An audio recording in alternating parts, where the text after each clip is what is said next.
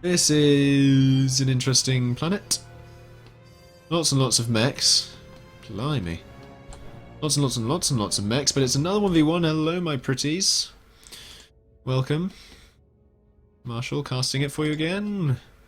Who have we got? We've got Furballman in green and Mot in yellow. Where are the spawns, I wonder? I've not seen this planet before. Why do I think they're gonna be...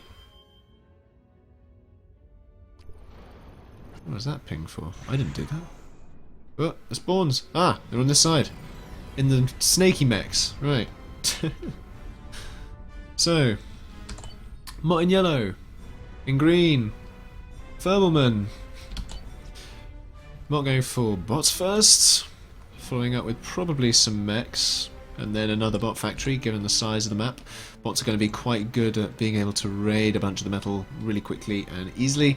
Meanwhile, down on the south spawn in green, we have Furballman using the Shadow Demon Commander with bots and mechs, air, and then vehicles following bots. Before that, obviously going to grab all the snaky mechs, as you'd expect. Interesting how Furballman elected to spawn away from the snaky mechs, whereas Mot spawned on the snaky mechs. But he is getting lots of bot fabricators out first, and that is probably because he realizes, okay, well, it's a big planet, it's going to take him a while to get to me. I'll be able to get up the economy to run all these fabricators. They're going to go off all in different directions anyway and make them really hard to pick off, so I can afford a bunch more fabricators. The other thing why he's probably done this is I watched a couple of his games earlier today, and he does like to go experimenting with heavier fab openings at the moment, especially when he played against Andreas on Sauron, I believe it was earlier. It didn't work out for him on Sauron simply because he wasn't utilising the stuff that he expanded to. So we'll have to see how that works out for him. On the South Pole, though, we see the expansions coming out from green as well. Furballman sending his docks up to just sort of lock down a bunch of these expansions and around the rest of the place as well. Same here with, oh, hello, a pelican drop. A pelican drop. Very nice indeed. He's going to queue up all those mechs, possibly even a, yeah, I was going to say a few turrets first, possibly even a factory or two, and then that can be a sort of pseudo base there, really. Given the size of this planet and the amount of mechs, you don't really need to leave your first base in order to get up T2, so I wouldn't be surprised if we see some early T2 going on. But the air game is going to be crucial here as well because of all the mechs and the raiding of the fabricators. So the bombers need to be going out and about and doing their thing. That is bombing, of course. That is the thing that bombers do. The bomber thing. The thingamabomb. Haha. Yes. Bombers coming out there. Going to try and do some damage to the docks. Coming in from behind. Some microing from Mot. The bomber just surviving by the skin of its teeth.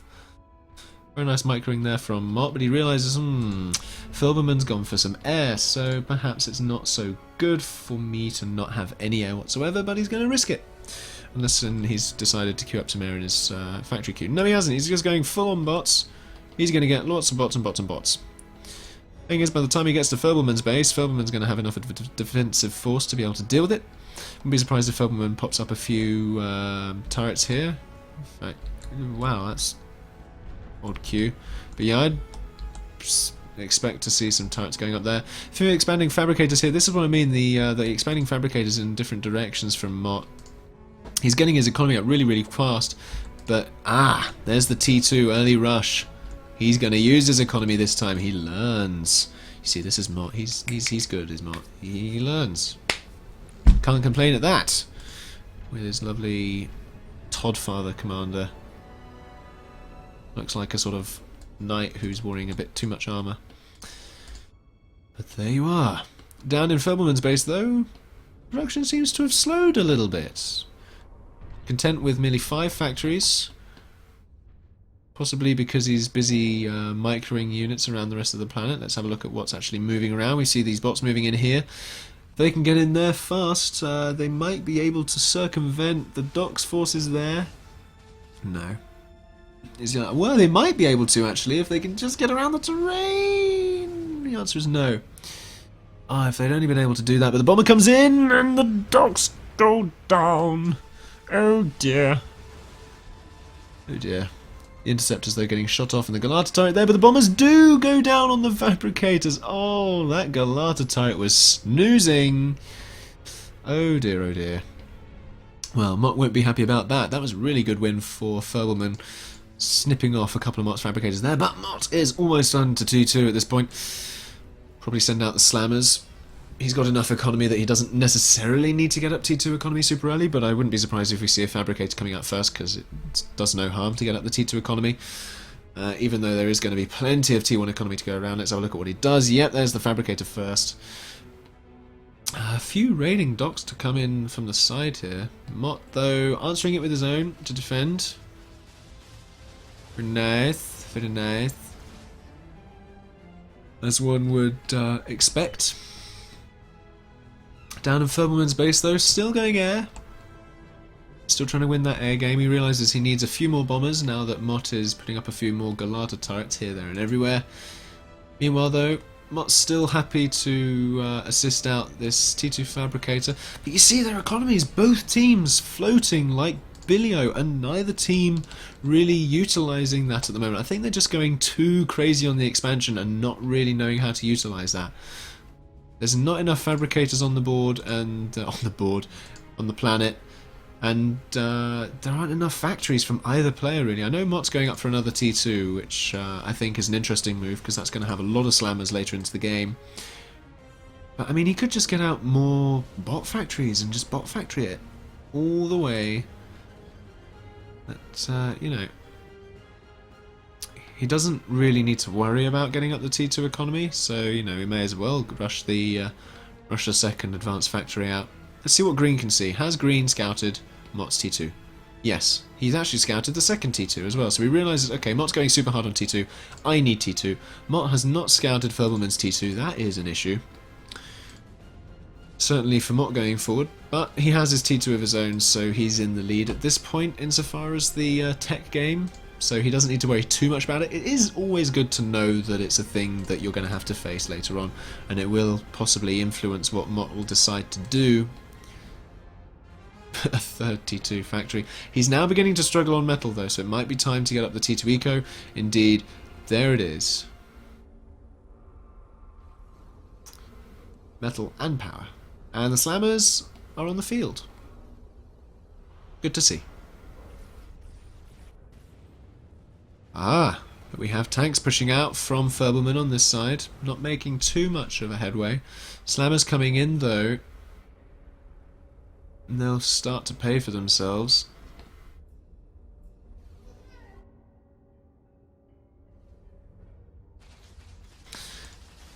This base here, it's only got a single point laser turret. You'd think that the amount of time that base has been stood there, you'd have popped up a few extra factories, especially given the number of resources that he'd been floating. So I think Mot actually is at an advantage here because he's now being able to raid all of this stuff, and Furballman has fallen into the trap of thinking, oh, I have leaps and bounds of eco, I need to sort out my production. But of course now he can't necessarily because he's been limited ever so slightly now with that good raid from Mot there. And I mean, I don't think Mot worries too much about losing these units because he just took down 8 mechs and a fabricator from there. And also here he's getting some good scouting to see the sort of air capabilities that Furballman has with 3 bombers. So he realises that Furballman now taking liberties in the air, going heavier bombers. I did see locusts coming out from Furballman though. Interesting decision. If he gets enough of these, this could be painful for Mot. I mean, these things will just run around and chew on all of the metal, providing Mot is not defending it. And if they manage to get into the back door of the base here, they'll just chew through all of this. So this is a really interesting decision by Furballman. He's only got 6. As I've seen in another cast of mine going back a few weeks now, I think it was Aziel versus Ace of Spades. 6 locusts can decimate. They really can, if there's nothing there to deal with them. Mot there going in. He sees the T2 at long last. Thinking, oh dear, I need to worry about that. So, with his third T2 factory up and running now, he's just getting continual slammers, and I think it's this sort of point where he's going to start knocking on the front door, and Furballman is going to have to answer it. But Furballman doesn't have the production, and he doesn't have the economy either, sitting only 96 metal to 275, and currently about 14k power behind, which isn't good for him either. And this slammer force from Mot is gonna be painful when it hits. Mot just needs maybe a bit more air coverage. Aha, here come the locusts. Let's watch those in picture-in-picture. There we go. There we go. Hover over it. So we can see what they're doing in picture-in-picture. If they start moving, shout at me. I'll blame you guys if they start moving and I'm too busy elsewhere to notice. Pushing in now from Mot though, and this is the issue where Furballman... I don't think he capitalised on his eco while he still had it, and Mot's going to run rampant in his base now with these slammers coming in. It'll take down his T2 factory easily. You know, these sort of turrets, they're there to defend the commander and the eco, but what's there to defend this T2 factory? And this was the only thing keeping Furballman in this game at this point, because Furballman does not have the air superiority, and he did manage to get out a couple of T2 fabbers, so as long as they stay alive, he's okay for now. But the real worry is Mot's follow-up force, and here it comes. Oh, my goodness me. That's a fairly substantial follow-up force we see from Mot there. Going back into the base, we do see the slammers taking down a few more factories, taking a few liberties, but again the issue is this follow-up force from Mot. Meanwhile elsewhere on the planet, you got a few air units sort of taking liberties, not doing very much. And a few tanks around the back. I mean, these could push in. They don't need to go in range of those turrets, they could push this way, they could push round and back on itself. But Mot now up to his 5th T2 factory. I mean, this is the thing. He realises he's going to have heaps and bounds of eco. He doesn't need to worry too much about expanding on this planet, as we said so many times now. And he's just building slammers and slammers and slammers. And it's this point where he's just going to capitalise on his victories and push in again. As he pushes in, he's going to start seeing this T2 factory. Or is he? It's going to be so very close. So very close. He's going to bypass it completely. Ooh.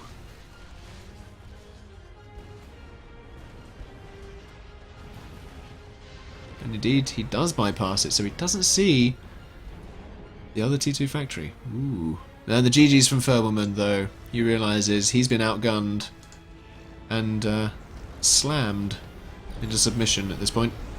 Down goes the commander from Furballman. GG's. Well played, Mot. Interesting strategies. Let's hear what's going on. Ouchie. GG's. Mot, Furballman? GG's. Absolutely. Interesting strategy, Mot.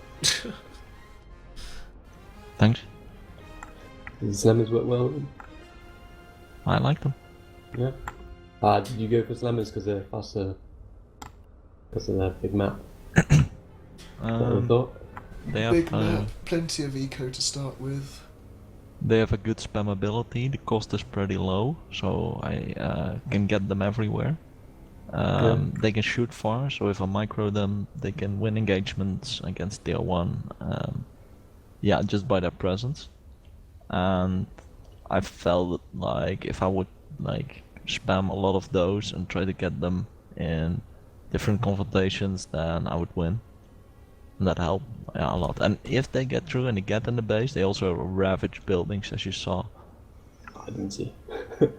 Oh, I killed the T2 factory. Couple of other base buildings.